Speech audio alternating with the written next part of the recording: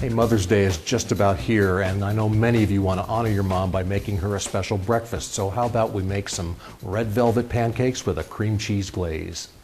First, let's start with the dry ingredients. I've got 2 cups of flour, and I'll add in some baking powder, about 2 teaspoons, and a half a teaspoon of baking soda, and half a teaspoon of salt, and then 3 tablespoons of cocoa powder, and I'll mix it all together very well.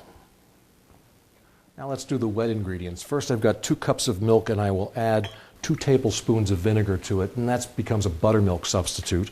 I've also got 2 beaten eggs, and I will add the milk to that, along with half a cup of sugar, some vanilla, melted butter, and the red food coloring.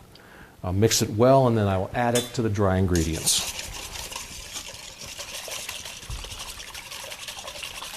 Okay, my griddle is at 350 degrees, and I'll butter it, and then we'll ladle on about 1/3 of a cup of the batter, and then cook it until I see bubbles on the surface, and then flip it.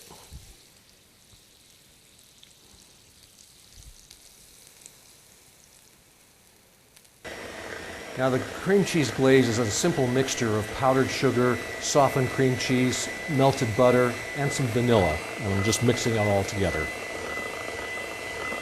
Now I took my heart-shaped cookie cutter and I made the pancakes into hearts, and I put them on a plate and then drizzled that cream cheese glaze and garnished with some raspberries. You can get this recipe and show your love for your mom too. Just write to me here at the station or log on to the website and click on the Kitchen Guy link. I'm Chef Jim. Thanks for watching Kitchen Guy, the tastiest 2 minutes in television. Happy Mother's Day, Mom.